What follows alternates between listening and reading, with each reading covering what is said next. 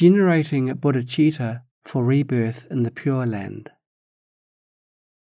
Why should we aspire to be reborn in the Pure Land? First, reflect on why we must attain rebirth in the Pure Land in this very life. Then, understand that to achieve this goal, abundant roots of virtue and merit are essential.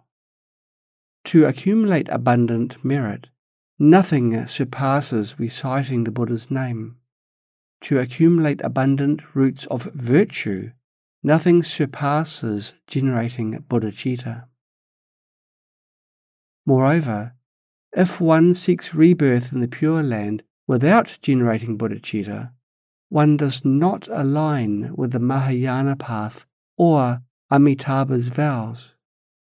On the other hand, if one generates Bodhicitta without aspiring for rebirth in the Pure Land, one is likely to regress when facing adverse conditions. Therefore, generating Bodhicitta and aspiring for rebirth in the Pure Land are both indispensable. To be reborn in the Pure Land, we must generate Bodhicitta. Reasons for seeking rebirth in the Pure Land.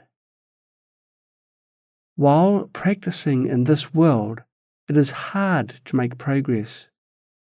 After being reborn in the Pure Land, it is easy to attain Buddhahood. Because it is so easy there, one can achieve Buddhahood in a single lifetime. Because it is so difficult here, one may not attain it even after countless kalpas. In the Saha world, it is difficult to progress and easy to regress. Although practicing the authentic Dharma here can lead to swift progress, the numerous adverse conditions make practitioners prone to regression. The 10 doubts about the Pure Land states, "In this defiled, evil world, afflictions are strong and widespread. Ordinary beings who have not attained the patient acceptance of non-arising are swayed by external circumstances and entangled in sensory objects. A single misstep can lead to rebirth in the lower realms. Even if one is born as a human, it is not easy to encounter the sacred path. Through the merit of generosity and moral discipline, one might be reborn in the human realm, enjoying wealth, high status, and comfort. However, even if they meet a good spiritual teacher, they often lack faith and don't learn from them. They indulge themselves in pleasures, creating numerous unwholesome karmas. Due to these negative karmas, they fall into the lower realms. After countless kalpas, they leave hell and take poor and lowly rebirth. If they don't encounter a good spiritual teacher, they will fall into hell again. Everyone repeats this cycle over and over again till now. Hence, practicing in this world involves countless internal and external obstacles. As a result, since beginningless time, we haven't attained liberation. This refers to times without a Buddha or to the Dharma ending age. Though worldly virtues may still exist, they lead to samsara. After being reborn in the Western Pure Land, one has a boundless lifespan and progresses in practice without regression. This is because the Pure Land is free from conditions that give rise to afflictions. The Yogacara Bhumi lists 6 factors that give rise to afflictions, dormant afflictions, seeds of afflictions, objects that trigger afflictions, negative influence, false teaching, repetition, and wrong attitudes. Consider the Pure Land. Water, birds, and trees expound the Dharma. The 6 sense objects are pure, giving rise to wholesome mental states. The Buddha's light illuminates all, calming body and mind, and nurturing Bodhicitta.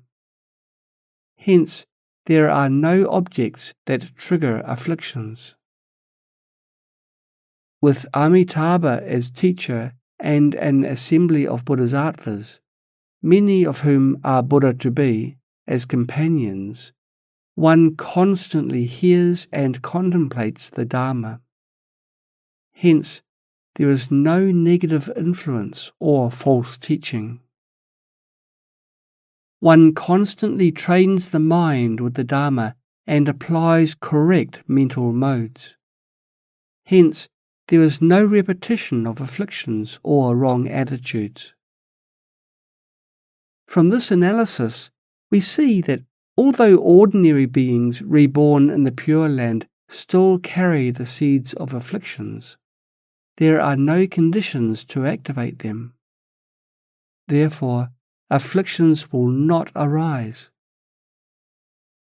Such is the Pure Land. To be reborn there, one must generate Bodhicitta. If a Buddhist doesn't aspire to go to the Pure Land but wishes to be reborn in heaven, they are like non-Buddhists. Despite being part of the Buddhist community, they are on the same level as non-Buddhists.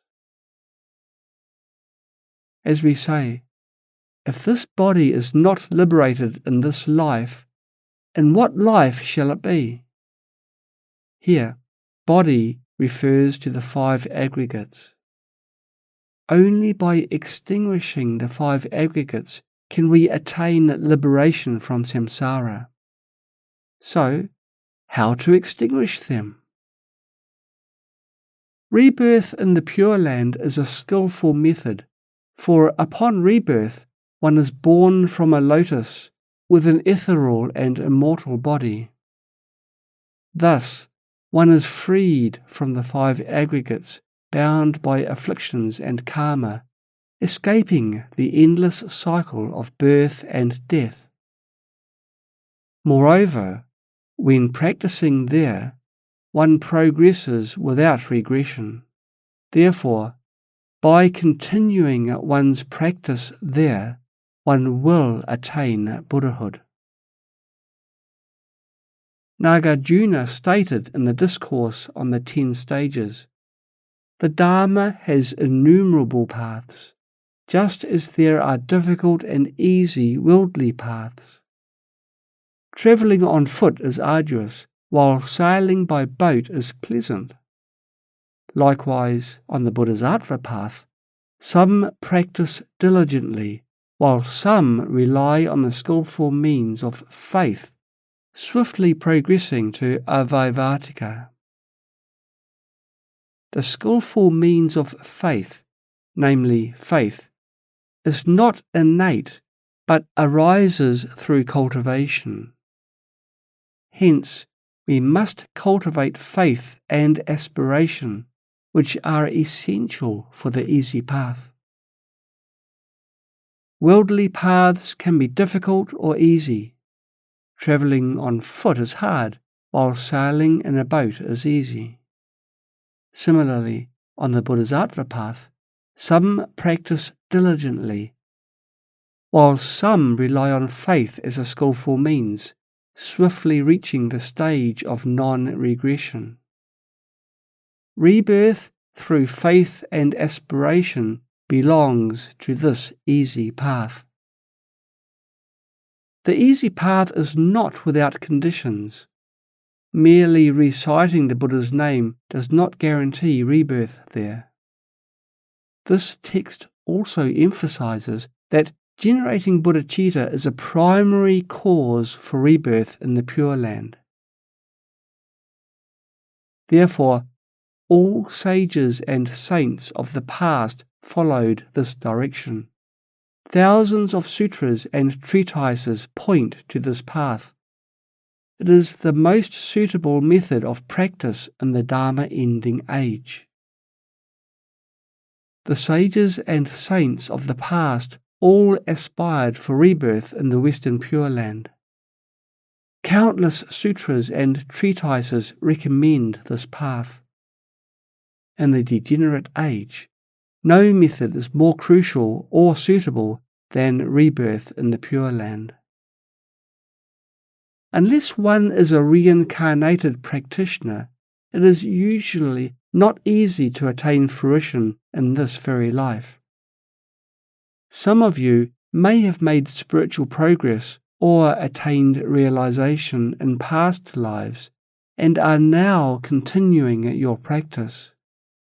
In such cases, going to the Pure Land after achieving spiritual attainment is also feasible. Let's look at the line. All sages and saints of the past followed this direction. Among the enlightened Bodhisattvas, Manjushri's prayer for rebirth states, "At the end of my life, may I eliminate all obstacles, meet Amitabha Buddha, and be reborn in the land of bliss." Samantabhadra likewise vowed, "When my life approaches its end, may I remove all obstacles, see Amitabha Buddha, and attain rebirth in the land of bliss." In the awakening of faith in the Mahayana, Ashvaghosha said, when explaining the supreme skillful means, "By reciting the Buddha's name single-mindedly, one will attain rebirth in the Pure Land and never regress." The Lankavatara Sutra prophesies, "The greatly renowned virtuous bhikkhu, whose name is Nagarjuna, attaining the first bhumi of joy, will be reborn in the land of bliss." Vasubandhu also aspired for rebirth. "World-honoured one, with single-pointed devotion, I take refuge in the Tathagata of unobstructed light throughout the 10 directions, aspiring to be reborn in the land of bliss." Let's consider the examples of Chinese masters. Master Hui Yuan, who realized the profound meaning of the Mahaprajna, was revered as the Dharma-protecting Bodhisattva of the East. He was a great master of the Jin dynasty who practiced Pure Land Buddhism. The master recited the Buddha's name throughout the 6 periods of the day. Within 11 years, he witnessed the images of the saints 3 times. On the final occasion, just as he emerged from meditation, he saw the Buddha's body filling the entire space, with numerous emanation Buddhas within the halo. Avalokiteshvara and Mahasthammaprapta stood on both sides. He also saw radiant water separated into 14 streams, flowing upward and downward, expounding the teachings of suffering, emptiness, impermanence, and selflessness. The Buddha said, "Through the power of my vows, I come to reassure you. In 7 days you shall be reborn in my Buddha land." Indeed, when that day came, Master Hui Yuan passed away in a seated posture. This commentary recounts many examples of Chinese masters who attained rebirth in the Pure Land through reciting the Buddha's name. Many great masters ultimately practiced the Pure Land path. Now, let's look at the story of Master Ji of Tian Tai School. While carrying him in the womb, his mother dreamed of being surrounded by colourful clouds. On the day of his birth, the house was filled with radiant light. The master was born with double pupils in his eyes. While sleeping, he always kept his palms joined. When seated, he always faced west. As he grew older, he would bow upon seeing Buddha images and show reverence whenever he met monastics. At the age of 18, he renounced household life to recite the Lotus Sutra and thoroughly study the Vinaya. Drawn by his innate inclination toward meditative joy, he visited Chan Master Huisi at Mount Dasu in Guangzhou. Upon seeing him, Master Huisi said, "In the past, we attended the Lotus Sutra assembly together on Vulture Peak. Now, our karmic ties have brought us together again." He then showed him Samantabhadra's land and expounded the 4 peaceful practices. Master Ji practiced the Lotus Samadhi on this mountain.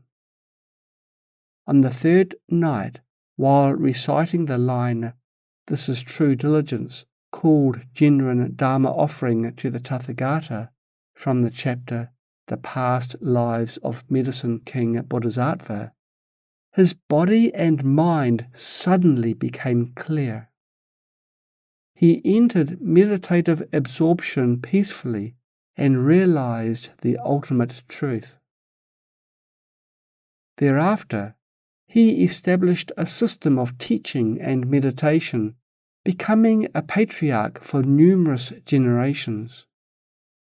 He wrote the 10 Doubts about the Pure Land and annotated the Contemplation Sutra, extensively expounding the Pure Land path. When his teaching mission was complete, he went to Shurcheng Temple and said to his disciples, "I shall depart from here." Then he instructed them to place his seat facing west and meditated single-mindedly on Amitabha, Prajna, and Avalokiteshvara. He also asked them to light abundant incense and recite the Amitaya Sutra and Contemplation Sutra. He then praised, "The 48 vows adorn the Pure Land. While it is easy to be reborn among the jeweled ponds and trees there, few achieve it. Even when the burning chariots appear, those who repent can still attain rebirth there, let alone those who cultivate discipline and wisdom. Effort dedicated to the sacred path will not be in vain." Finally, he said, "My teachers and friends are welcoming me, together with Avalokiteshvara and Mahashthammaprapta." With these words, he sat upright and passed away peacefully, as if entering Samadhi. This commentary recounts multiple stories, and the next is about Chan Master Bai Zhang. As we know, he established the pure rules, which became the standard for all monasteries. When conducting funerals for deceased monastics, they would chant Pure Land prayers. Master Qingliang, the imperial teacher of the Tang dynasty, inherited the Huayan lineage and was regarded as an incarnation of Manjushri. He taught that Amitabha Buddha is Vairocana Buddha. Moreover, he wrote commentaries on the Contemplation Sutra to propagate the Pure Land path. Another well-known example is Chan Master Yongming Yanqiao of the Song dynasty. While practicing the lotus repentance at Guoqing Temple, he beheld Avalokiteshvara pouring nectar into his mouth during meditation, granting him unimpeded eloquence thereafter. Uncertain about his spiritual path, he prepared 2 lots at Jiyi's monastery, single-minded meditation and myriad practices adorning the Pure Land. After sincere prayer, he drew the Pure Land lot 7 consecutive times, and thus devoted himself to Pure Land practice. This story does not indicate that he needed to draw lots. Instead, he was setting an example for future generations, urging us to engage in the Pure Land practice earnestly. Master Yongming Yanqiao recited the Lotus Sutra throughout his life, frequently transmitted the Bodhisattva precepts, gave food to spirits, liberated captive animals, and dedicated merits to rebirth in the Pure Land. In his shared destination of myriad virtues, he emphasized that aspiring for rebirth in the Pure Land is of utmost importance. At the age of 72, one morning he burned incense, bade farewell to the assembly, sat cross-legged, and passed away peacefully. This recounts Master Yongming Yanqiao's story. While this commentary includes numerous stories, we will not elaborate them one by one. In summary, since rebirth in the Western Pure Land is the easy path, all past sages and saints followed it, and countless sutras and treatises point to it. It is the simplest and most suitable method in this degenerate age. The patriarchs certainly needed to manifest in this way, and so do all Buddhas and Bodhisattvas. Wherever they go, they abide in inner freedom. However, to set an example for future practitioners, they manifest in this manner. Please earnestly cultivate Bodhicitta and, with Bodhicitta as your motivation, practice all virtuous deeds and dedicate the merit to rebirth in the Pure Land. This is the best method for attaining rebirth in the Western Pure Land, and it is very simple. First, cultivate Bodhicitta to a certain degree. With Bodhicitta as your motivation, extensively practice virtuous deeds and dedicate the merit to rebirth in the Pure Land. At the end of life, recite the Buddha's name and you will attain rebirth there. When you have time, you can recite the Buddha's name, which is also a form of meditative concentration. With Bodhicitta, each recitation can purify immeasurable karmas. Pure Land aspiration and Bodhicitta must be cultivated together. Yet, the sutra states that minor virtues are insufficient for rebirth in the Pure Land. Only abundant merit can lead to it. It is said that the best way to accumulate merit is by chanting the Buddha's name, and the best way to cultivate virtue is by generating the body-mind.